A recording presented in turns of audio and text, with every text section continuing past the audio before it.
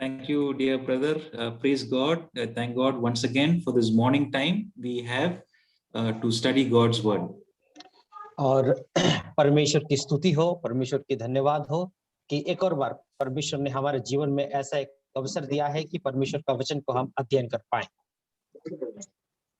Yeah, we just finished, Colossians in the last 9 classes, and this class we will start with a new a book from which is Apostle Paul's letter that he wrote to a person called Philemon. और पिछले सत्र में हम लोगों ने कोलोसिया का पत्री को हम लोगों ने अध्ययन किया था। इस बार जो है हम लोग फिलेमन का पत्री को अध्ययन करके आज हम लोग आगे बढ़ेंगे। Philemon is actually, as we read that letter, it's a very personal letter that Apostle Paul is writing. और फिलेमन को यदि हम लोग अध्ययन करेंगे तो एक ये व्यक्तिगत एक पत्री है, उसके बारे में हम समझ सकते हैं। There were other 3 letters that Apostle Paul wrote personally. It is, he wrote a personal letter to Timothy, 1 Timothy, 2 Timothy, and also Titus. और प्रेरित पौलुस जो है व्यक्तिगत रूप से पहला तीमुथियुस और उसके साथ साथ दूसरा तीमुथियुस और तीतुस का पत्र भी उन्होंने लिखा था। But when you compare the length, Philemon is much lesser when you compare it with the other personal letters that Apostle Paul wrote. और व्यक्तिगत रूप से उस पत्रियों को हम लोग देखें तो ये जो पत्री है फिलेमन का पत्री बहुत छोटा एक पत्री है।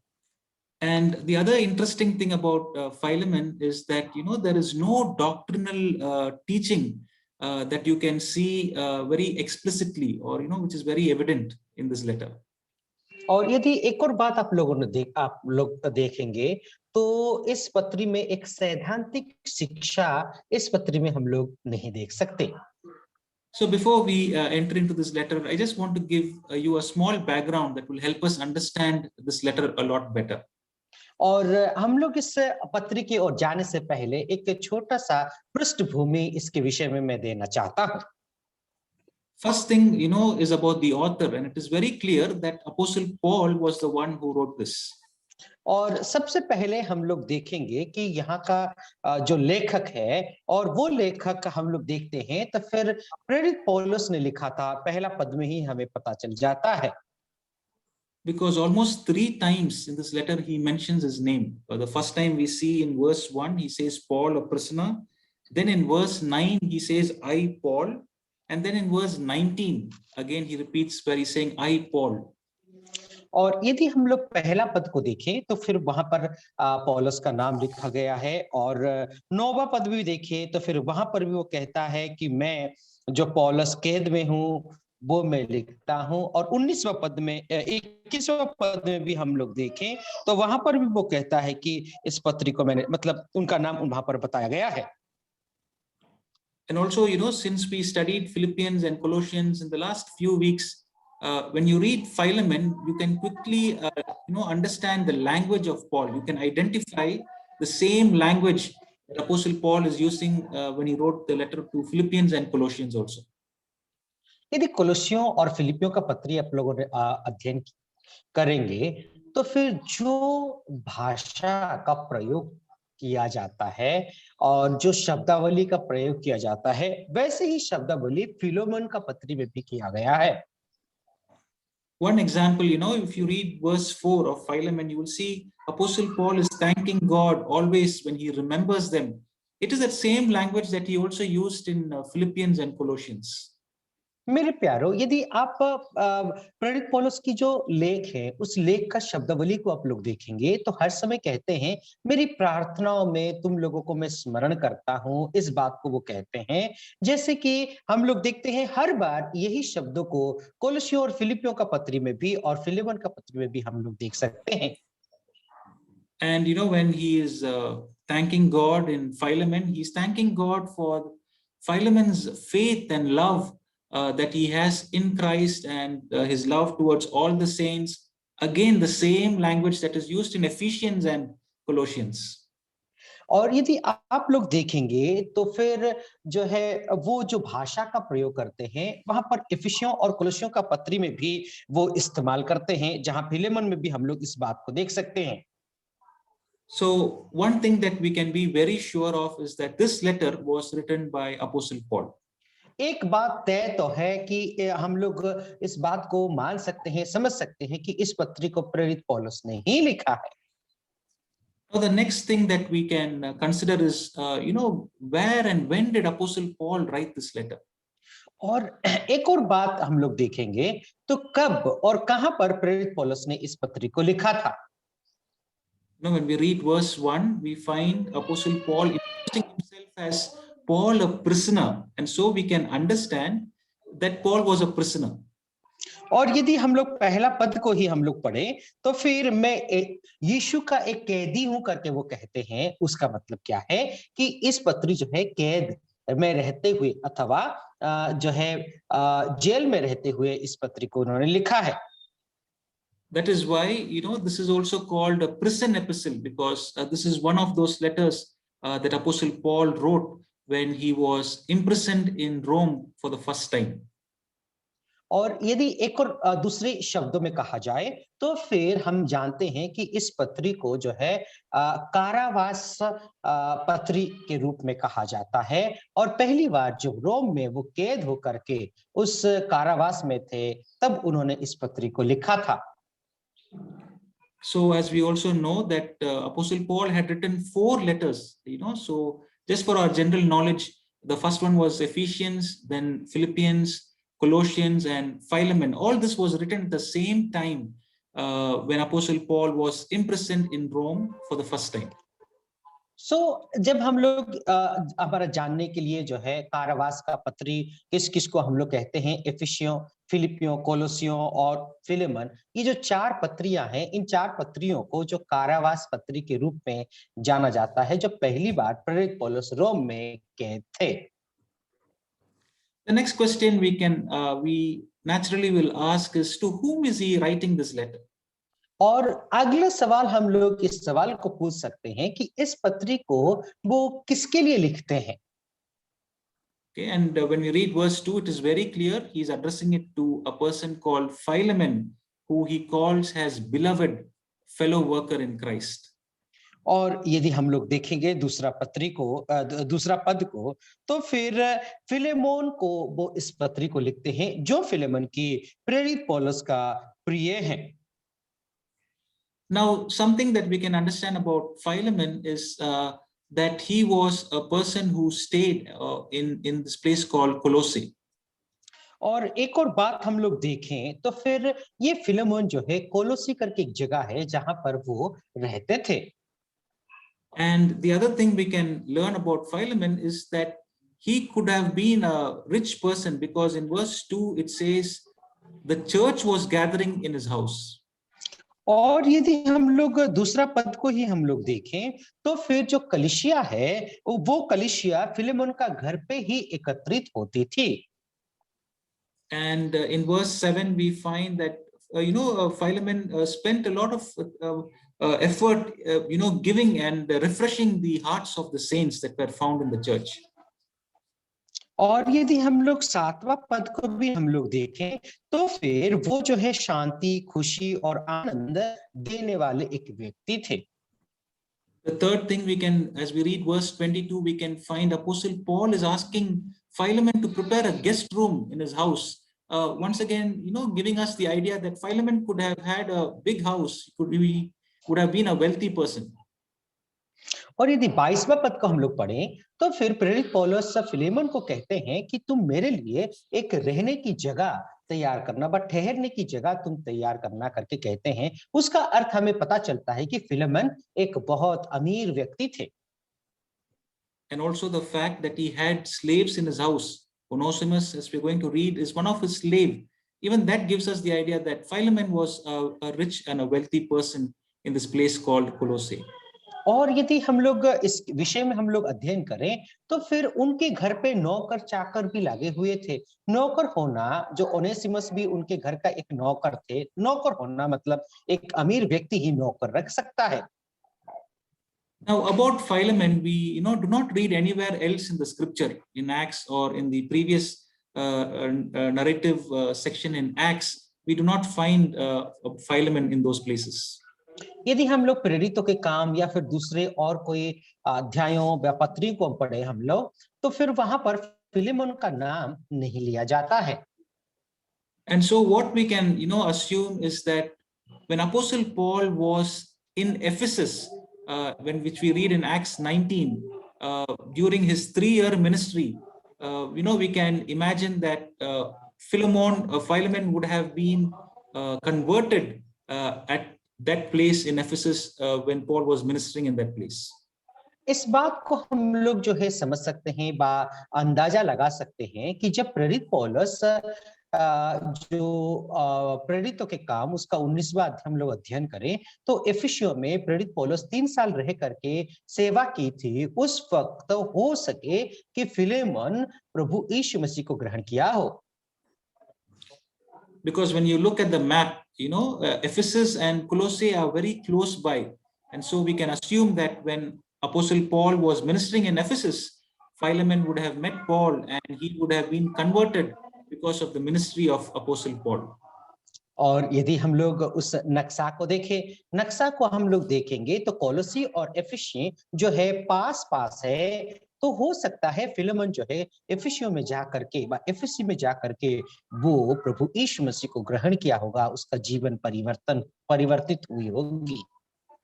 Because when we read verse 19 in this letter, we can find, that Apostle Paul is looking at Philemon and he's saying that you actually owe me your own life, your very life, which shows, Apostle Paul would have been a spiritual father for Philemon.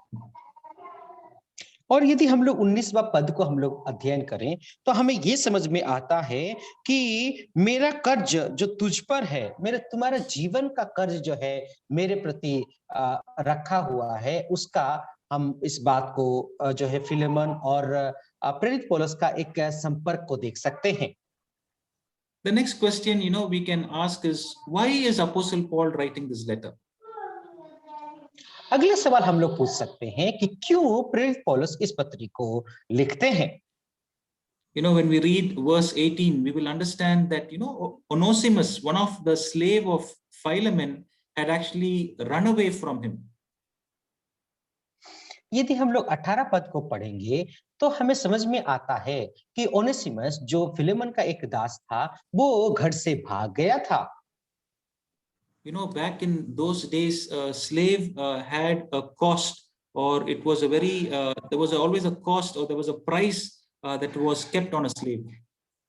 और जब एक दास घर पे नौकर हुआ करता था तो उसके ऊपर एक इनाम रखी जाती थी, वह उसका एक मूल्य कीमत हुआ करता था। Because if you want to have a slave, they needed to buy a slave, and there was a cost that Philemon had to invest to get Onesimus into his house. और यदि दास अपने घर में होना है तो उस दास का कीमत चुकाना पड़ता था, और उसने क्या किया है ना, ओनेसिमस का कीमत चुका करके जो है फिलेमोन अपना घर पे रखा है।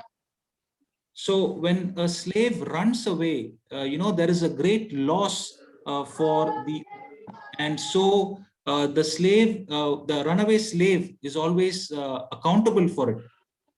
और जब यदि घर से यदि नौकर बदास भाग जाता है तो उसके लिए एक बहुत बड़ी जो है नुकसान है, एक मालिक के लिए बहुत बड़ी नुकसान है, और वो दास जो है मालिक का हर समय कर्जदार रहता है। And the punishment for running away is actually, crucifixion, where the runaway slave can be crucified for the loss that has been incurred for the master. और यदि कोई व्यक्ति व कोई दास यदि अपने मालिक का घर से भाग जाता है तो वो व्यक्ति का जो दंड होता है वो दंड क्रूशार्पण होता है। क्रूशार्पण होना आप देखिए कितनी बड़ी एक मौत का दंड है। When we read history, especially biblical history of slavery during that time, since slaves were expensive, most of the time they will not crucify, and what they will do, they will actually brand or put imprint on their forehead the letter F, which means fugitive. और क्या होता है, कभी कभार उन लोगों को क्रूसार्पित नहीं करते थे, लेकिन उनके जो कोई व्यक्ति यदि भाग करके चला जाता था तो उनके माथे पर जो है एफ का मतलब जो है फ्यूजिटिव, उसका मतलब ये व्यक्ति जो है काम के लायक नहीं है, ऐसा जो है उसके सिर पर एक निशान छोड़ देते थे। Yeah, and that imprint is imprinted on the skin, so that the slave will carry it lifelong, throughout his life, saying that he's a fugitive, that he had run away or caused a loss to his master. और हम लोग देखते हैं कि जो इसमें एक जो निशान व मोहर लगता था, वो मोहर एफ जो फ्यूजिटिव अथवा जो है वो व्यक्ति भाग करके अपना मालिक का घर से वो भाग गया था, वो कोई काम का नहीं है करके ऐसे करके उसके माथे पर लिख देते थे व मोहर लगा देते थे, वो निशान जीवन भर के लिए रह जाता था। So all this rules made running away, a slave running away, not possible, or they sort of curbed or stopped any slave from running away from the master. और इसीलिए कोई भी दास जो है अपने घर से भाग जाने के लिए बहुत वो सोचता भी था। Now, to make matters worse, Onesimus did not only run away. In verse 18, we find that he also may have stole something from Philemon's house, and he stole and also ran. A double punishment that is on Onesimus's head. और अभी देखते हैं Onesimus भाग ही नहीं गया, बल्कि वो जो फिलेमोन का घर से कुछ सामान भी उसने चुरा करके लेके गया है। वो जो अभी दंड मिलने वाला है, वो दंड अभी 2 गुना हो गया है। And then we find Onesimus, he is running to Rome. At that time, Rome was a very busy city, and he would have thought, it was an easy place to hide and escape from his master, and so he went to Rome. और वो हम देखते हैं कि Onesimus क्या करता है, ना अपना जो मालिक का घर से रोम में भाग जाता है। रोम एक ऐसी जगह थी जहां पर कि बहुत भीड़ भाड़ एरिया, एक शहर थी, बहुत भीड़ भाड़, तो मालिक से छूट करके मैं भीड़ भाड़ इलाका में रह जाऊं, ऐसा सोच करके रोम में भाग गया है। But by God's grace, we do not know how, but Onesimus was able to meet Apostle Paul, and Apostle Paul, he would have shared everything to Apostle Paul, and the Apostle Paul was his spiritual father who brought him or converted him after sharing the good news. सो मेरे प्यारो, परमेश्वर की अनुग्रह, परमेश्वर की दया Onesimus के ऊपर हुआ, और वो जो है प्रेरित पौलुस के पास जो है वो पहुंच जाता है, और प्रेरित पौलुस ओनेसिमस को परमेश्वर का वचन सुनाता है, सुसमाचार सुनाता है, और वहां पर ओनेसिमस प्रभु यीशु मसीह को ग्रहण कर लेता है। Yeah, in verse 10 we find Apostle Paul calling him my son, where Apostle Paul was his spiritual father, where the light of the gospel was shown upon Onesimus' heart, and he had repented and is now useful for Apostle Paul. सो मेरे प्यारो, अभी इस बात को हम लोग देखते हैं कि प्रेरित पौलुस कहते हैं ओनेसिमस मेरा बेटा है, मेरा बच्चा है करके वो कहता है। वो कैसे, न प्रभु यीशु मसीह में बहुत अभी वो विश्वस्त बन चुका है, इसीलिए उसको अपना बेटा के रूप में, आत्मिक बेटा के रूप में उसको मान लेता है। Dear brothers and sisters, this is one of the life of Onesimus sort of reminds of us of our own life. We too once were, running away from God because of our sin, but it is God's grace that found us out through our Lord Jesus Christ. सो मेरे प्यारे भाई और बहनों, आपके और मेरे लिए भी एक बहुत बड़ी याद दिलाने वाली बात है। हम भी प्रभु यीशु मसीह से ऐसे ही दूर गए हुए थे, लेकिन प्रभु यीशु मसीह ने आपको और मुझे ग्रहण करके अपना बेटा और बेटी बना लिया है। So once Onesimus got converted, we find he became very useful for Paul. Apostle Paul in this letter is mentioning about it. He says, Onesimus is my heart and he is very useful for me during this time of my imprisonment. सो हम लोग देखते हैं Onesimus जो है प्रभु यीशु मसीह को ग्रहण कर लेता है। परिवर्तित होने के बाद इस बात को हम लोग समझते हैं कि वो अभी मेरे लिए बहुत काम का व्यक्ति बन गया है करके हम पढ़ते हैं। But in spite of that, we find Apostle Paul did not keep Onesimus to himself, but we find that he wants to return him back to Philemon. सो मेरे प्यारो, इस बात को हम लोग देखते हैं, वो भले विश्वस्त पाया गया, उद्धार पाने के बाद जो है प्रेरित पौलुस अपने पास ना रख करके वो ओनेसिमस को, फिलेमोन को वो लौटा देना चाहते हैं। And as he's going to send Onesimus back, he's writing this letter, to Philemon, asking him to receive Onesimus because of what has happened in the life of Onesimus. सो मेरे प्यारो, अभी क्या करते हैं, प्रभु यीशु मसीह को ग्रहण करने के बाद ओनेसिमस को पत्र लिखते हैं, फिलेमोन को पत्र लिखते हैं कि ओनेसिमस को तुम जो है फिर से वापस ग्रहण कर लेना, जो हो गया है उस सब कुछ को भूल जाना। As we read in the last chapter of Colossians chapter 4, we find Onesimus is actually going with Tychicus, and Apostle Paul had sent maybe this letter along with Tychicus, and also had joined, and they were going back to this place Colossae. और कोलोसियों का उसका चौथा अध्याय यदि हम लोग अध्ययन करेंगे तो जो है तिहिकस के साथ ओनेसिमस गया होगा, जिन्होंने की इस पत्री को जो है ले करके उस कोलोसी में वो गए होंगे। The main theme, or the main theme that of Philemon that we can learn, is the power of the gospel. और सबसे मुख्य विषय इस पत्री में हम लोग देख सकते हैं कि जो सुसमाचार की सामर्थ को हम लोग समझ सकते हैं। The key verse that I found, I think is the key verse is verse 11, where Apostle Paul, he's talking about Onesimus, and he's saying, in the past he was useless to you, but now he has become useful to you and to me. और हम लोग जो है कुंजी वाला शब्द को यदि देखें तो जो है 11 पद जो है बहुत महत्वपूर्ण पद है। वो पद में ऐसा लिखा गया है कि ओनेसिमस पहले कुछ भी काम का नहीं था, लेकिन अभी ओनेसिमस तुम्हारे लिए और मेरे लिए भी काम का व्यक्ति बन चुका है। This is the power of the gospel. The gospel can transform our lives. सो मेरे प्यारो, ये है सुसमाचार की सामर्थ्य। एक सुसमाचार आपके और मेरे जीवन को परिवर्तन कर देता है। The gospel, the good news, can make a person who is useless, a person who is under sin, and he can now make him useful both for God and also for this world. सो मेरे प्यारो, परमेश्वर का वचन की सामर्थ को देखो। आप और मैं भी जैसे कि जो है उसमें कोई काम के नहीं है, फिर भी वो परमेश्वर का वचन आपको और मुझे क्या करता है ना, परमेश्वर के लिए और सुसमाचार के लिए एक उपयोगी व्यक्ति बनाता है।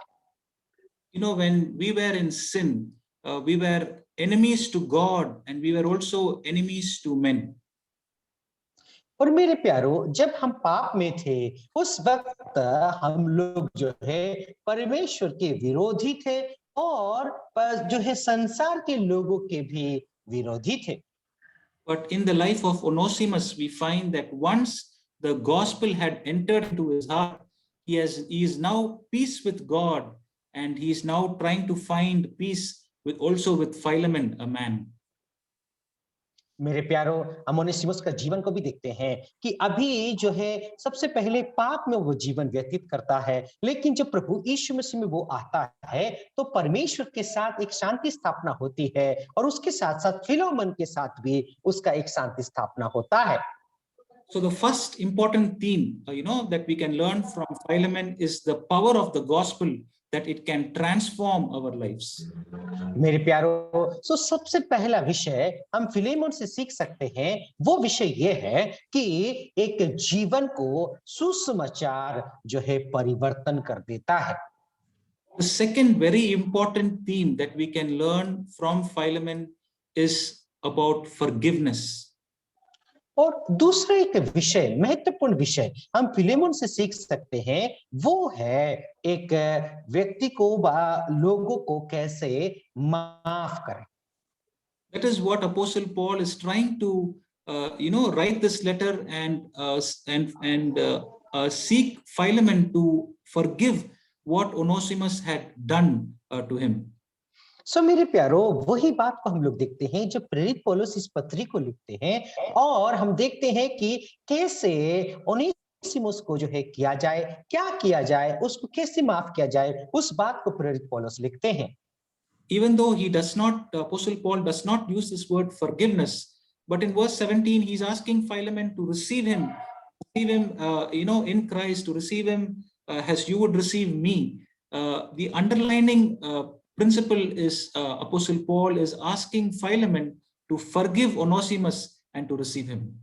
सो मेरे प्यारो, जो शब्द है माफ करने का शब्द, यहाँ पर तो हम लोग नहीं देखते हैं, लेकिन हम 17 पद को यदि हम लोग अध्ययन करेंगे, जैसे कि तुम मुझे एक सहभागी समझकर ग्रहण करते हो, वैसे ही ओनेसिमस को भी एक सहभागी व एक दोस्त के नाई उसको ग्रहण करना करके प्रेरित पौलुस फिलेमोन को कहते हैं। When we were studying Colossians chapter 3, in Apostle Paul was asking us, to put off certain things and put on certain things. और जब हम कोलोसियों का पत्र उसका 3रा अध्याय अध्ययन कर रहे थे, उस वक्त हम लोगों ने देखा कि कुछ चीजों को तुम जो है उतार दो और कुछ चीजों को तुम पहन लो, ऐसे बातों को हम लोगों ने अध्ययन किया था। And in that section, in chapter 3 verse 30, Apostle Paul is asking us to put on forgiveness, to forgive others. और हम लोग उस अध्याय में देखा कि जो है माफ करने का वस्त्र को तुम पहन लो, इस बात को हम लोग वहां पर अध्ययन कर सकते हैं। And there we also studied the standard or how we have to forgive. Apostle Paul said there we need to forgive just like how Lord Jesus Christ forgave us. सो मेरे प्यारो, वहां पर कैसे हमें माफ कर सकते हैं, उस मापदंड को हम लोगों ने अध्ययन किया था। वो मापदंड ये थी कि जैसे प्रभु यीशु मसीह आपको और मुझे माफ करता है, वैसे ही आप और मैं भी एक दूसरे को माफ करें। The best example of forgiveness can be seen in our Lord Jesus Christ as he was hanging on the cross of Calvary. मेरे प्यारो, एक सबसे महत्वपूर्ण उदाहरण हम लोग प्रभु यीशु मसीह का जीवन से देख सकते हैं। वो उदाहरण जब प्रभु यीशु मसीह उस क्रूस पर टांगे हुए थे, वहां पर माफ करने की एक महत्वपूर्ण उदाहरण को देख सकते हैं। As the Roman soldiers were nailing him, as the Jews and the crowd were mocking him as he was hanging there on the cross, he said, "Father, forgive them, for they do not know what they are doing." मेरे प्यारो, जब प्रभु यीशु मसीह उस क्रूस पर टांगे हुए थे, उस वक्त रोमी, यहूदी और जो बहुत बड़ी भीड़ थी, सभी लोगों ने प्रभु यीशु मसीह को ठट्टे व मजाक उड़ा रहे थे। उस वक्त प्रभु यीशु मसीह ने यही दुआ अपने पिता से किया था, हे पिता, इनको माफ कर दे, ये लोग क्या करते हैं नहीं जानते। And so every time we forgive others, we are exhibiting or we are showing the character of Jesus Christ in our life. So, मेरे प्यारो, जितना बार हम दूसरों को माफ करते हैं, उतना बार प्रभु यीशु मसीह का स्वभाव को अपने जीवन में प्रदर्शित करते हैं। That is why in Apostle Paul in Colossians chapter 3 was teaching it to them. He was asking them to put on this garment of forgiveness, because when you forgive, you are exhibiting Christ in your life. इसीलिए कोलोसियों का पत्र 3रा अध्याय में प्रेरित पौलुस कहते हैं, तुम क्या करना कि जो है वो धार्मिकता का वस्त्र को तुम पहन लेना, यही वस्त्र को पहन लेना। जितना बार तुम माफ करते हो, उतना बार उस प्रभु यीशु मसीह को अपने जीवन में प्रदर्शित करते हो। And so as Apostle Paul is writing this letter, he is asking Philemon to forgive what Onesimus has done and to receive him and to accept him back into his family. सो इसीलिए प्रेरित पौलुस Philemon को लिखते हैं कि जो है Onesimus जो कुछ भी गलती की है, उसको तुम माफ कर देना और ओनेसिमस को अपने समान ग्रहण कर लेना, इस बात को वो गुजारिश करते हैं। So the two important things we can learn from this letter is that the gospel transforms or changes our life. And the second one is the forgiveness, that being Christians, we need to forgive others because it exhibits the character of Christ in our life. सो मेरे प्यारो, दो विषय को हम लोग Philemon का पत्र से हम सीख सकते हैं। वो ये है, पहला विषय ये है कि जो है first one is brother, once again you repeat. That the gospel of Christ can जो प्रभु ये सुसमाचार जो है एक व्यक्ति का जीवन को परिवर्तन कर सकता है। दूसरा ये है कि एक दूसरे को हमें माफ करना चाहिए। जितने बार हम लोग माफ करेंगे उतना ही बार जो है प्रभु यीशु मसीह का स्वभाव को दूसरों के सामने हम प्रदर्शित करेंगे। So keeping all this introduction in mind, we will now read this letter. It has got only 25 verses, so we will read it completely one time.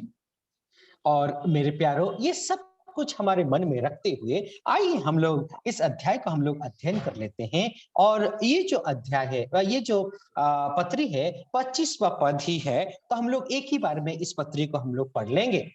कोई भाई पढ़ने में मदद करे?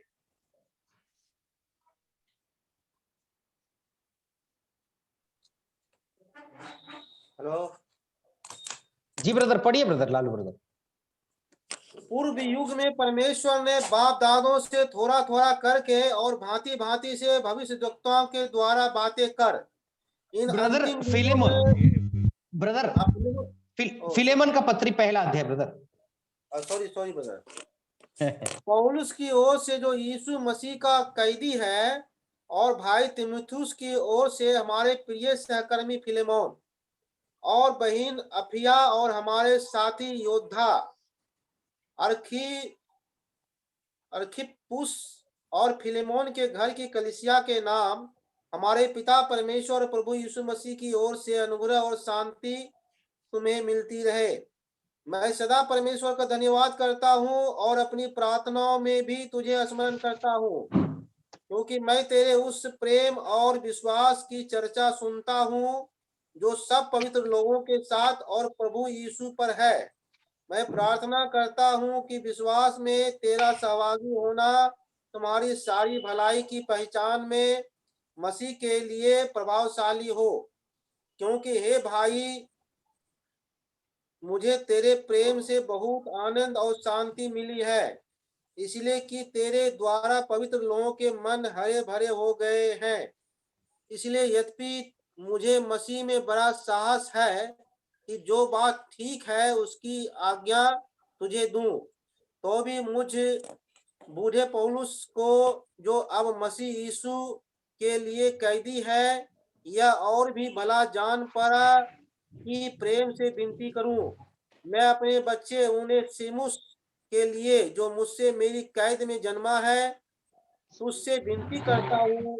वह तो पहले तेरे कुछ काम का ना था, पर अब तेरे और मेरे दोनों के बड़े काम का है।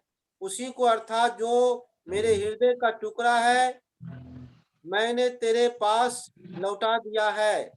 उसे मैं अपने ही पास रखना चाहता था कि वह मेरी ओर से इस कैद में जो सुसमाचार के कारण है मेरी सेवा करे, पर मैंने तेरी इच्छा बिना कुछ भी करना ना चाहा कि तेरी यह कृपा दबाव से नहीं पर आनंद से हो, क्योंकि क्या जाने वह तुझसे कुछ दिन तक के लिए इसी कारण अलग हुआ कि सदैव तेरे निकट रहे, परंतु अब से दास की तरह नहीं वरन दास से भी उत्तम अर्थात भाई के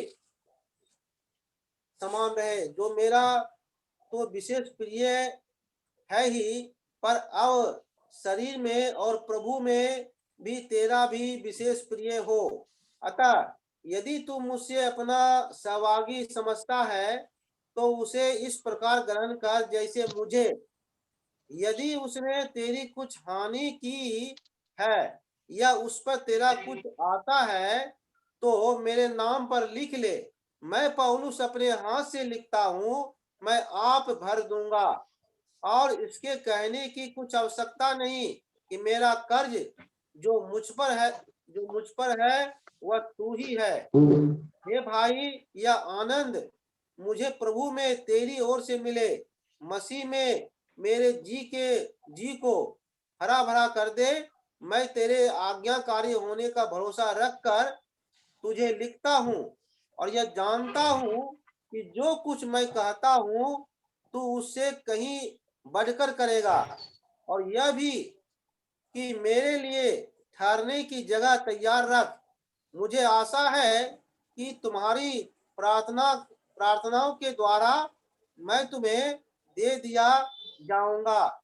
इफ्रास जो मसीह यीशु में मेरे साथ कैदी है, और मरकुस और अरिस्तर्खुस और देमास और लूका जो मेरे सहकर्मी है, इनका तुझे नमस्कार। हमारे प्रभु यीशु मसीह का अनुग्रह तुम्हारी आत्मा पर होता रहे। आमीन। Thank you, dear brother. So, from verse 1, we saw Apostle Paul introducing himself as the prisoner for Christ Jesus. और पहला पद से हम लोग अध्ययन कर सकते हैं कि प्रेरित पौलुस अपने बारे में ना एक कैदी के रूप में अपने आप को प्रकट करते हैं। Verse 9 also he mentions that same phrase. He says, I am a prisoner for Christ Jesus. और 9वां पद में भी यही बात को कहते हैं कि प्रभु यीशु मसीह के लिए मैं कैदी हूं। Now, this whole letter can be divided into 3 important sections. और इस पत्री को यदि हम लोग देखें तो 3 भागों में इसको विभाजित किया जा सकता है। There is introduction, and then the body of the letter and conclusion. और सबसे पहले यदि हम लोग देखें तो उसका जो है पृष्ठभूमि, introduction and Then the body of the letter. और जो है उसका मुख्य जो शरीर कहते हैं हम लोग, और फिर बाद में अंतिम अभिवादन को भी हम लोग देख सकते हैं। From verses 1 to 3 is introduction. और पहला पद से लेकर के तीसरा पद यदि हम लोग देखें तो उसका जो है पृष्ठभूमि व अभिवादन को हम लोग देख सकते हैं। From verses 4 to 22 is the body of the letter. और यदि चौथा पद से लेकर के 22वां पद यदि हम लोग चौथा पद से लेकर के 22वां पद यदि हम लोग देखें तो हम लोग जो है उसका जो विषय जो शरीर के रूप में हम लोग देख सकते हैं। And then, from verses 23 to 25 is where he is giving his final greetings and he's concluding the letter. और हम लोग देखें 23वां पद से लेकर के 25वां पद यदि हम लोग देखें तो अंतिम अभिवादन दे करके उस पत्री को वो समाप्त करते हैं। Now the body of the letter can be further divided into 3 sections. और इस विषय जो शरीर है इस पत्री का व मुख्य विषय है उसको 3 भाग में बांटा जा सकता है। In from verses 4 to 7 he is praising and praying for Philemon. और यदि चौथा पद से 7वां पद यदि हम लोग देखें तो सबसे पहले फिलेमोन का वो प्रशंसा करते हैं और फिलेमोन के लिए वो प्रार्थना भी करते हैं। From verses 8 to 16 he Apostle Paul, this section is where he is requesting or a plea for Onesimus. और यदि हम लोग 8वां पद से 16 पद को यदि हम लोग देखें तो ओनेसिमस के लिए प्रेरित पौलुस निवेदन करते हैं। And then from 17 to 22 we find the promise of Apostle Paul. यदि 17 पद से लेकर के 22वां पद यदि हम लोग देखें तो प्रेरित पौलुस का एक जो प्रॉमिस व प्रतिज्ञा को हम लोग देख सकते हैं। Yeah, because in verse 19 he says I will repay. He's making a promise to Philemon. क्योंकि 19वां पद में हम लोग देखते हैं कि जो कुछ भी बकाया है मैं आपके भर दूंगा करके इस बात को कहते हैं। So it's very easy to keep this outline in your mind. The first section is praising Philemon. The second one it's a plea for Onesimus, and the third is a promise that Apostle Paul is making. और ये हमारे लिए बहुत आसान हो जाएगा कि हमें इस आउटलाइन को व इसका जो क्रम सूची है इसको याद करने के लिए सबसे पहले प्रेरित पौलुस जो है पहले भाग में वो प्रशंसा करते हैं, दूसरी भाग में वो निवेदन करते हैं, तीसरी भाग में वो प्रतिज्ञा करते हैं। Now we'll look in the introduction part of it from verse 1 where Apostle Paul, like we saw, is introducing himself as the prisoner for Christ Jesus. जैसे कि हम लोगों ने पहला पद को देखा था, वैसे ही हम लोग इस बात को देखते हैं कि अपने आप को प्रेरित पौलुस जो है एक कैदी के रूप में लोगों के सामने वो प्रकट करते हैं। Now, it is the only letter where Apostle Paul is introducing himself as a prisoner. और यहाँ पर एक ऐसा पत्री है जहां पर प्रेरित पौलुस अपने आप को कैदी के रूप में लोगों के सामने जो है रखते हैं। If you read, the letters that Apostle Paul had written, around 7 times, he introduces himself as an apostle. और यदि हम पत्रियों को देखें तो उन पत्रियों को हम अध्ययन करेंगे तो 7 बार अपने आप को प्रेरित के रूप में जो लोगों को प्रकट करते हैं व बताते हैं। 3 times in his letter, he introduces himself as a servant of Jesus Christ. और 3 बार अपने आप को जो है प्रभु यीशु मसीह का एक दास के रूप में लोगों को प्रकट करते हैं। And in 1 Thessalonians and 2 Thessalonians, he does not put any, he just tells his name. He does not add anything to his name. और पहला थिस्सलुनीकिया और दूसरा थिस्सलुनीकिया हम लोग देखें तो अपने नाम के आगे कुछ भी नहीं लिखते, सिर्फ नाम ही नाम लिख करके उस पत्री को लिखते हैं। And it is only in this letter, and there is only one time where Apostle Paul is introducing himself as a prisoner for Christ Jesus. और ये इसी पत्री में ही और एक ही बार प्रेरित पौलुस अपने आप को प्रभु यीशु मसीह का कैदी के रूप में लोगों के सामने वो प्रकट करते हैं। The very reason he is imprisoned, the very reason he is in prison in Rome is because of what he has done for Christ, the good news that he is pressed, and it is because of what he had done, he is now imprisoned in Rome, and that is why he is saying, I'm a prisoner for Christ Jesus. और देखते हैं प्रेरित पौलुस ने क्यों कैदी हुए थे, क्योंकि प्रभु यीशु मसीह के लिए जो काम किया है, जो सुसमाचार को लोगों के सामने प्रकट किया है, उसी सुसमाचार के कारण वो रोम में अभी कैदी हैं। It's very interesting, that Apostle Paul did not show his apostolic authority. He could have shown his authority and asked Philemon, in fact, commanded him, to accept Onesimus back. देखिए बहुत ही एक मनोहर बात को हम लोग यहाँ पर देख सकते हैं। प्रेरित पौलुस अपना अधिकार को इस्तेमाल कर सकते थे, अपना प्रेरितता को वो इस्तेमाल कर सकते थे और कहते कि ओनेसिमुस को तुम ग्रहण कर लेना करके फिलेमोन को कह सकते थे, लेकिन यहाँ पर उन्होंने जो प्रेरितता को इस्तेमाल नहीं किया। Yeah, we read that in verse 8. He says, I am bold enough. I have the authority to command you.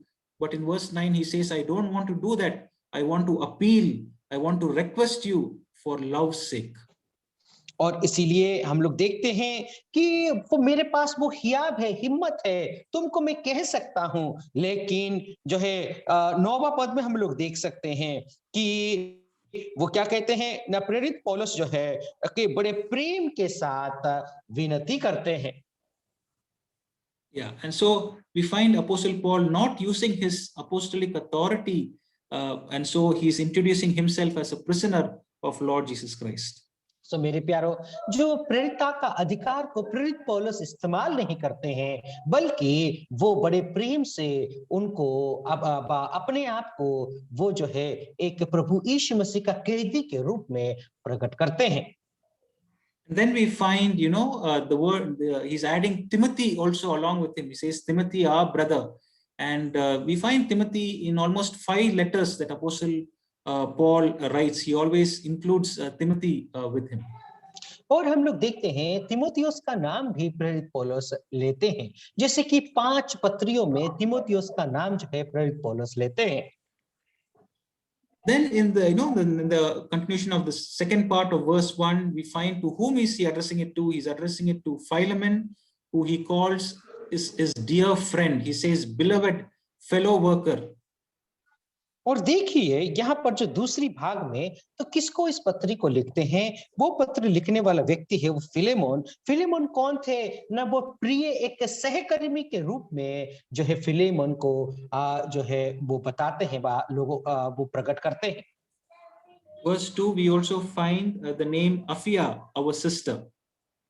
और दूसरा पद में हम लोग देखते हैं आफिया, जो हमारे साथी बहन है। And the other name is Archippus, he whom he calls as our fellow soldier. और दूसरा नाम है आर्किपुस। आर्किपुस को जो है अपना साथी योद्धा के रूप में बताते हैं। No, there are people who tell that Aphia is the wife of Philemon and Archippus is the son of Philemon, but we are not very sure about it. But the most people believe that it could be the wife and the son of Philemon.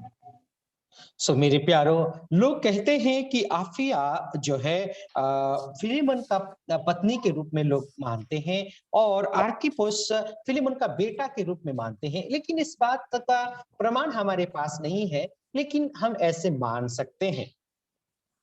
If you remember, in Colossians, the last chapter 4, verse 17, Apostle Paul was asking the reader to tell Archippus a message, and the message was, see that you fulfill the ministry that you have received from the Lord.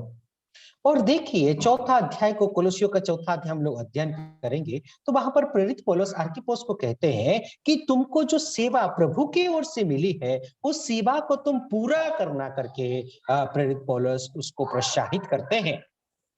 So we can assume that maybe Archippus would have had a sort of an elder position in the church that was gathering in Philemon's house.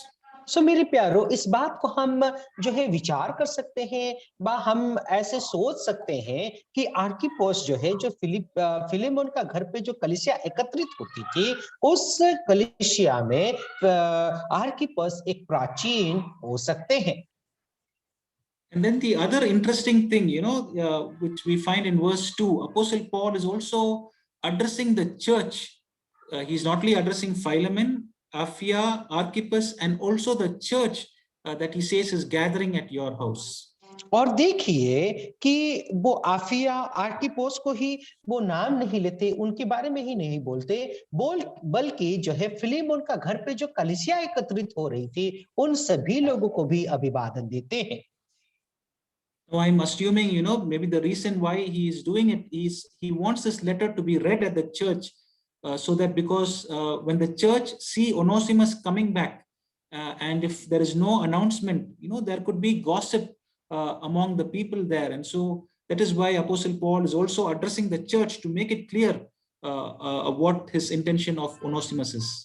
सो मेरे प्यारों में ऐसा सोच रहा हूं कि जो ये जो पत्री है उस कलीसिया में पढ़ा जाए, नहीं पढ़ा जाए तो फिर जब ओनेसिमस वापस घर पे लौट करके आता है तो लोगों के बीच में जो है कहासुनी हो सकती है, या फिर जो है गपशप हो सकता है, लोग जो है चुगली कर सकते हैं। इसीलिए इस पत्री को हो सके कि सभी लोगों के सामने ये पत्री पढ़ा जाए। And we can also understand that this church gathered in the house of Philemon. And also in verse 7, as we just read, we could see, how Apostle Paul is saying that the saints that gathered there in his house were refreshed by what Philemon was doing to them. सो मेरे प्यारो, हम लोग दूसरा पद और उसके साथ साथ सातवां पद को यदि हम लोग पढ़ें तो फिलेमोन का घर पे जो विश्वासी लोग एकत्रित होते थे, वो सब के सब जो है ताजे हो गए हैं फिलेमोन का जो प्रेम को देख करके। Something that we can examine or evaluate in our own life. How was how are we when we are in the ministry of our Lord Jesus Christ? With the people we encounter, with the people we go along with, are they getting refreshed because of our presence with them? सो मेरे प्यारो, इस बात को आप और मैं जो है ऐसा सोच सकते हैं, विचार सकते हैं, हमारे जीवन में लागू कर सकते हैं। आप सोच करके देखें कि जब सेवा जीवन में हम दूसरों को मिलते हैं, दूसरों के साथ हम सहभागिता रखते हैं, उस सहभागिता रखने के पश्चात जो है क्या वे लोग आपको मिलने से ताजापन महसूस करते हैं? वे लोग खुश हैं क्या, आनंदित हैं क्या? Verse 7, Apostle Paul says, seeing your love, I have received a lot of joy and comfort being with you, or encountering your love. Is that the same thing that others will say of us? सो मेरे प्यारो, प्रेरित पौलुस कहते हैं, क्योंकि हे भाई, मुझे तेरे प्रेम से बहुत आनंदित और शांति मिलती है। मेरे प्यारो, क्या दूसरे लोग भी आपसे और मुझसे मिल करके ऐसे ही प्रेम, शांति और आनंद उनको मिलता है क्या? This is one thing that Apostle Paul, is praising, and we are going to read that in that next section, where he's praising and thanking God for the love that Philemon has towards all the saints. सो मेरे प्यारो, इस अध्याय को जब हम लोग अध्ययन करते हुए आगे बढ़ेंगे तो हमें ये समझ में आएगा कि फिलेमोन जो है उस कलीसिया के लोगों के साथ कैसा एक प्रेम का स्वभाव उन्होंने रखा था। Then in verse 3, he does the normal greeting where he greets them all, by saying grace and peace from God the Father and the Lord Jesus Christ. और जो है तीसरा पद को हम लोग देखें तो एक साधारण तरीके से प्रेरित पौलुस जो है उनको अभिवादन करते हैं, जैसे कि वो कहते हैं, अनुग्रह और शांति, प्रभु यीशु मसीह का अनुग्रह और शांति तुम्हें मिलती रहे। Yeah, I'm sure we all know this. Being sinners, we did not have peace with God. सो मेरे प्यारो, इस बात को हम सब जानते हैं, जबकि हम पापी होते हुए परमेश्वर के साथ जो है आपका और मेरा शांति स्थापना नहीं हुआ था। But this morning, being God's children, we not only have peace with God, we also have the peace of God that is ruling in our hearts as we live in this wicked world. सो मेरे प्यारो, जब आप और मैं प्रभु यीशु मसीह में आने के पश्चात जो है प्रभु यीशु मसीह के साथ जो है आपका परमेश्वर के साथ आपका और मेरा शांति स्थापना ही हुआ, उतना ही नहीं बल्कि वो जो परमेश्वर की शांति आपके और मेरे हृदय में बसा हुआ है। And unless we accept the grace of God, which is the gospel, unless we accept the grace of God, we cannot have peace with God and peace of God in our lives. सो मेरे प्यारो, जब तक हम उस प्रभु यीशु मसीह का अनुग्रह को ग्रहण नहीं करते, वो सुसमाचार को ग्रहण नहीं करते, तब तक परमेश्वर के साथ आपका और मेरा शांति स्थापना नहीं हो सकता और उस परमेश्वर की शांति आपके और मेरे जीवन में नहीं आ सकता। So this is the introduction that Apostle Paul is giving from verses 1 to 3, where he introduces himself. He is mentioning to whom it is this letter is for. And finally, he's ending it by saying grace and peace of God the Father and the Lord Jesus Christ. और यही सबसे पहला जो अभिवादन, यही सबसे पहला जो पृष्ठभूमि दे करके प्रेरित पौलुस जो है फिलेमोन का पत्री को वो शुरू करते हैं। And so, dear brothers and sisters, as we're going to start this day, let the character of or the main theme of Philemon be in our mind. सो मेरे प्यारो, जब आज का दिन को आप और मैं शुरू करते हैं, आई है जो फिलेमोन का स्वभाव है वो स्वभाव आपके और मेरे जीवन में हो। There are two important themes that we could learn, that the gospel can change, can transform our lives. And then the second one is that we need to exhibit forgiveness. When we do it, we are exhibiting Christ-like nature in our life. सो मेरे प्यारो, दो ऐसे मुख्य विषय को हम लोग सीख सकते हैं। पहला विषय है कि जो सुसमाचार आपका और मेरे जीवन को परिवर्तन कर देता है। दूसरा विषय जो है प्रभु जो माफ करने का विषय, वो माफ कैसा, ना प्रभु यीशु मसीह जैसे ये जो है आप सभी को और संसार के लोगों को माफ किया था, वैसे ही आप और मैं भी एक दूसरे को माफ करें। So in our next class, we will continue to the body of the letter. और अगले हमारा अध्ययन में हमारा जो इसका मुख्य विषय जो शरीर है उसको हम लोग आने वाला क्लास में आने वाला अध्ययन में अध्ययन करेंगे। Praise be to God, and thank you, Brother Sibur, for translating. I am privileged to translate you. Thank you so much. एक क्वेश्चन है ब्रदर्स। Yeah. पूछिए ब्रदर। एक जगह लिखा है कि 7 गुने से 70 गुने तक माफ करो, तो कितना पूर सकता है जोड़ने के बाद, गुनाह करने के बाद? His question is that 7 into 70 times we have to forgive, then how many times we have to forgive his study? Yeah, okay. Yeah, that is, the main purpose why Jesus Christ that show, not to show an exact number, but the principle is to forgive, to forgive just like how Jesus Christ forgive. और मेरे प्यारे भाई, वहां पर जो है कोई गिनती के बारे में जो है माफ करने का विषय प्रभु यीशु मसीह नहीं कहते, बल्कि जो है एक माफ करने का एक तरीका को वो बताते हैं। मतलब अनगिनत तरीके से हमें, जैसे प्रभु यीशु मसीह ने माफ किया था, वैसे ही हमें एक दूसरे को माफ करना चाहिए। So that's why in Colossians 3 we studied Colossians 3:16. Apostle Paul says, "Put on forgiveness." How the standard, just like how Jesus Christ forgave you. सो कोलोसियों 3 का 16 पद में हम लोग पढ़ते हैं कि जैसे प्रभु यीशु मसीह जो है माफ करने का वस्त्र को पहन लो, जैसे प्रभु यीशु मसीह ने हम सबको माफ किया था, वैसे ही एक दूसरे को हम सब लोग माफ करें। And there we also saw that Jesus Christ forgave all our sins.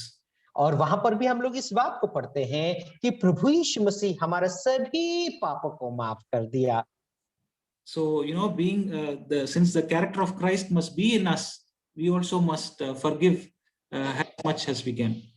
मेरे प्यारो, इसीलिए प्रभु यीशु मसीह का स्वभाव आपके और मेरे जीवन में होना चाहिए। जितना प्रभु यीशु मसीह ने माफ कर दिया, ऐसे ही हमें एक दूसरे को माफ करना चाहिए। You can also add, Brother Sibur, if you want to say something. Yes, that's correct. More than enough. बस सही है। Thank you. समझ में आया क्या brother? Thank you so much, dear brother, for your wonderful message. Really, God bless you. हम बहुत सौभाग्यशाली हैं. We are privileged to listen God's word from you, brother. Really, your teachings are just like a Bible school teacher teaches, like that you teach. Really, I appreciate. I have studied in Bible school for 9 years, and it has been one of the best teacher I have found ever. So जो है, प्रभु का स्तुति हो। आपका जो पढ़ाई है brother, आपका जो पढ़ाने का तरीका है, बहुत अच्छा लगता है। शब्दों, एक एक शब्द को जा करके आप प्रभु का वचन को शिक्षा देते हैं। प्रभु आपको आशीष करे। We are thankful to you brother. कि अभी हम लोग प्रार्थना करके आज की जो वचन जो सभा है उसको हम लोग समाप्त करेंगे। मैं प्रार्थना करने के लिए ओके, रविशंकर प्रसाद ब्रदर हैं, मैं उनसे गुजारिश करूंगा बिहार से। हेलो। हाँ ब्रदर, प्लीज प्रार्थना में अगुवाई करें और आज का मीटिंग को समाप्त करें। यस, आइए हम प्रार्थना करेंगे। प्रभु जी, हम धन्यवाद देते हैं आपके दास ब्रदर रॉय जॉन के लिए और ब्रदर सबीर के लिए प्रभु जी, कि आपने इनके द्वारा प्रभु अपने जीवित वचन को आपने हम तक फिलेमोन की पत्री के द्वारा प्रभु आपने उस प्रेम को और क्षमा के विषय में प्रभु जी आपने एक मसीही जीवन के विषय में प्रभु बताया कि आपने प्रभु जी किस प्रकार से आपने जगत से ऐसा प्रेम किया कि हम जैसे पापी मनुष्य तुच्छ प्राणी के लिए प्रभु उस कलवरी के दुख को सहा प्रभु जी, और हमारे ही पापों के लिए आप उस कलवरी क्रूस पर बलिदान हो गए प्रभु जी। हमारे ही पाप के लिए आप मारे गए, गाड़े गए और मृतकों में से तीसरे दिन जी उठे। आप जीवित, सच्चा, पवित्र और फिर से आने वाला परमेश्वर प्रभु जी, इसके लिए हम धन्यवाद देते हैं।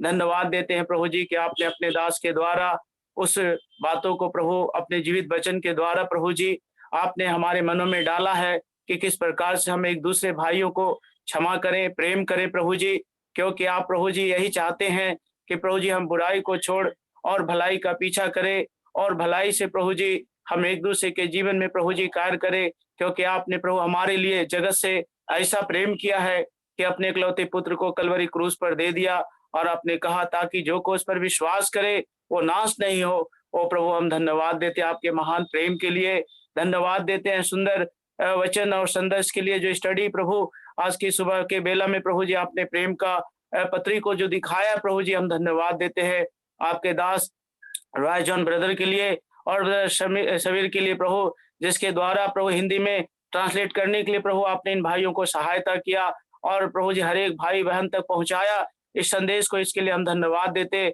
हम दोनों भाई के लिए प्रार्थना करते आपके दास पर प्रभु आपका आशीष हो, उनके परिवार, बच्चे, उनकी सेवकाई में आशीष दे और आपका नाम का प्रभु जी महिमा हो। और भी प्रभु जी इनमें आपके दास के द्वारा अलग अलग विषय पर प्रभु जी उन वचन को सीखने समझने के लिए प्रभु जी आप सहायता कीजिए। जो प्रभु आप अपने वचन के द्वारा बात करना चाहते हैं हर एक से प्रभु सहायता कर और आपका नाम का महिमा हो, क्योंकि आप ही प्रभु जी महिमा, स्तुति और बड़ाई के योग्य परमेश्वर है। विशेष आपके दास ब्रदर रंजीत बाग के लिए धन्यवाद देते हैं, जो लगातार प्रभु जी आपने अपने दास के द्वारा प्रभु ऐसा लॉकडाउन के समय से प्रभु जी अलग अलग दास के द्वारा प्रभु जो संदेश दिया जा रहा है प्रभु, हम धन्यवाद देते हैं भाई रंजीत बाग के लिए, उनका सेवकाई के लिए, और जो बीबीएस अलग अलग जगह में हो रही है सब बात के लिए हम प्रार्थना करते प्रभु आशीष दे, और प्रभु भला चंगा स्वस्थ रख, हर परेशानियों से, हर दुर्घटनाओं खतरे से बचा कर रखना प्रभु, ताकि आपका नाम का महिमा हो। जितने भी प्रिय भाई बहन दास प्रभु बच्चे लोग सब जुटे हैं प्रभु जी,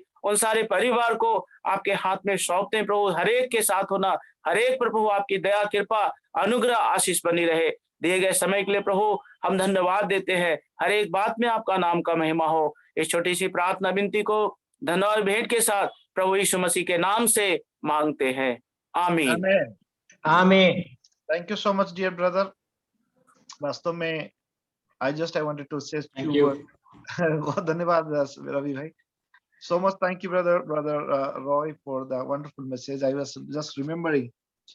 It may be sometime very practical, and at the same time it is very painful also to forgive another brother. It's very true. As the word you use that the runaway servants are having a F. Yeah. And, yes, it is very true that he's no more. He's no, nothing to be. He's not useful. So sometime in our हमारा जीवन में भी ये कभी-कभी unuseful लोग हम लोग भी थे. We are also like unuseful and runaway servants.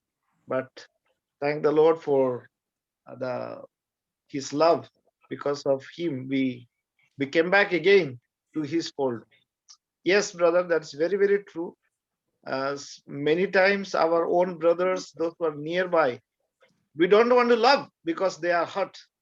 So, but as we are reading the Philemon, how important even Paul is not using his authority.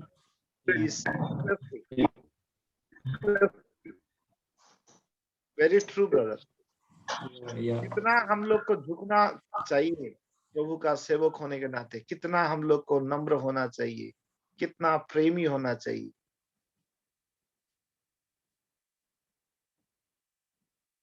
Very true. पूछ सकते ब्रदर क्या? क्या भैया? ये क्वेश्चन और पूछ सकते हैं क्या? पूछिए भैया. फिलेमोन का अर्थ क्या है ब्रदर? फिलेमोन, हाँ. फिलेमोन का meaning earth. Meaning of Philemon, brother Roy. Meaning of Onesimus is useful actually. The meaning of Onesimus is useful. को लव, प्यार करने वाला है. फिलाडेल्फिया, फिलोमोन, लव को दिखाता है. अच्छा, फिलेमोन. Yeah. फिलाडेल्फिया सब उसी वर्ड में से आया ना, Philadelphia. Brotherly love. Yes. Thank you, brother. Thank you. Brother भाईचारा का प्रेम.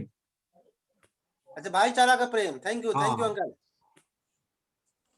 Thank you George uncle. Okay, brother. Thank you so much, sir, for your wonderful message.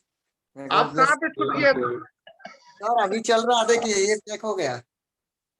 Okay, very good. बहुत धन्यवाद. मीटिंग चल रहा है और इधर काम भी चल रहा है. बहुत अच्छा. प्रभु का लोग ऐसा होना चाहिए. तो आप सभी लोग आप हमारा प्रार्थना, आप सेवकाई के लिए प्रार्थना करें आज. Very good. Yes. तो हम लोग आज थोड़ा सा गांव में हमारा भाई लोग तैयार हो गया, रेडी हो गया, सारी जगह में मिल रहे हैं. Praise God. Yeah. जय मसीह की सर. जय मसीह के सभी को जय. प्रभु के लिए प्रभु का धन्यवाद हो. आज हम लोग करीब 11 हम लोग कंप्लीट करने वाले हैं. 11 हमारे लिए भी प्रार्थना करें ब्रदर्स. आज हमारा जा रहे हैं.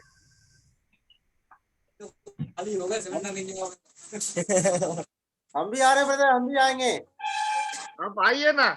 यस, जरूर आइए. स्वागत है रंजीत सर, जय मसीह की. स्वागत है, आप सभी का स्वागत है.